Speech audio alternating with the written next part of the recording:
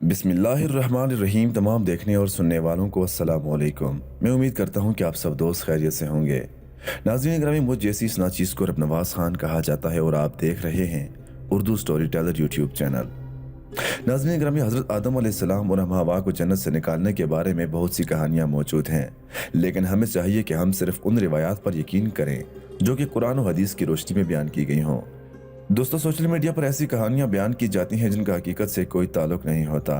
حضرت ابن عباس رضی اللہ تعالیٰ عنہ سے روایت ہے کہ بلا شبہ اللہ کے دشمن ابلیس نے اپنے آپ کو زمین کے جانوروں پر پیش کیا کہ وہ اس کو اٹھا لیں، یہاں تک کہ وہ ان کے ساتھ جنت میں داخل ہو جائے اور حضرت آدم علیہ السلام سے بات کرے۔ ہر جانور نے اسے انکار کیا، یہاں تک کہ اس نے سانپ سے بات کی اور اسے کہا کہ میں تجھے اولاد آدم سے بچاؤں گا، بلا شبہ تو میری ذمہ داری میں ہے، اگر تم مجھے جنت میں داخل کرے۔ تو سانپ نے اسے اپنی دونوں کیچلیوں میں اٹھا لیا، حتیٰ کہ اس کو ساتھ لے کر جنت میں داخل ہو گیا۔ سانپ نے شیطان کے منہ سے بات اپنے چار ٹانگوں پر چلتا تھا۔ اللہ تعالیٰ نے اس کو ننگا کر دیا اور اس کو اپنے پیٹھ کے بل چلنے پر مجبور کر دیا۔ شیطان کی مدد کرنے والوں میں سے سب سے پہلا جانور سانپ ہے جس نے اس کی مدد کی۔ ابن عساکر نے اپنی تاریخ میں حضرت ابن عباس رضی اللہ تعالیٰ عنہ سے روایت ہے کہ جس درخت سے اللہ تعالیٰ نے حضرت آدم علیہ السلام اور اس کی بیوی کو منع فرمایا تھا وہ گندم کا دانہ تھا۔ جب انہوں نے وہ دانہ کھایا تو ان کا لباس جو شرمگاہوں پر موجود تھا وہ اتر گیا اور شرم کی وجہ سے انجیر کے پتے ایک دوسرے پر لپٹانے لگے۔ جنت کے درختوں میں سے ایک درخت نے سر پکڑ کر پوچھا کہ کیا تو مجھ سے بھاگ رہا ہے؟ انہوں نے کہا نہیں، لیکن میں اے رب آپ سے شرم کرتا ہوں۔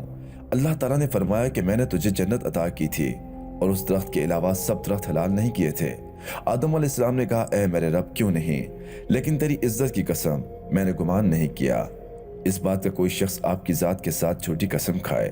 اللہ تعالیٰ نے فرمایا میری عزت کی قسم میں تجھ کو ضرور زمین پر اتاروں گا، پھر تو سخت زندگی گزارے گا۔ پھر دونوں جنت سے اتارے گئے، حالانکہ وہ جنت میں جو چاہتے تھے وہ کھاتے تھے۔ اب اس نے لوہے کی کاریگری کو جان لیا اور ان کو کاشت کا حکم دے دیا گیا۔ انہوں نے کاشت کی اور بیج ڈالا اور پانی پلایا، یہاں تک کہ وہ پک کر تیار ہو گئی۔ پھر اس کو کاٹا، پھر اس کو پیس کر اور اس کا آٹا گوندھ کر اس کی روٹی پکائی، پھر اس کو کھایا۔ اللہ تعالیٰ نے پیغام پہنچایا تھا جو پہنچایا۔ حضرت آدم علیہ السلام جب جنت سے زمین پر اتارے گئے تو اتنا روئے کہ کوئی اتنا نہیں رویا کہ حضرت داؤد علیہ السلام کا اپنی غلطی پر رونے کا، اور حضرت یعقوب علیہ السلام کا اپنے بیٹے کی جدائی پر رونے کا، اور حضرت آدم علیہ السلام کے بیٹے کا اپنے بھائی پر رونے کا۔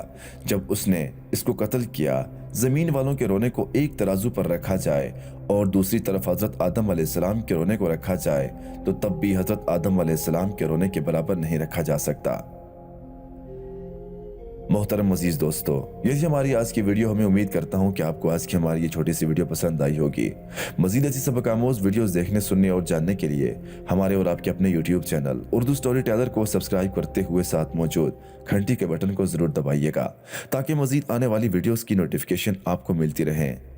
دیجیے اجازت اس امید کے ساتھ کہ اگلی بار ایک اور نئی اور اچھی سی ویڈیو کے ساتھ حاضر ہوں گا۔ اللہ پاک آپ سب کا حامی و ناصر۔ والسلام۔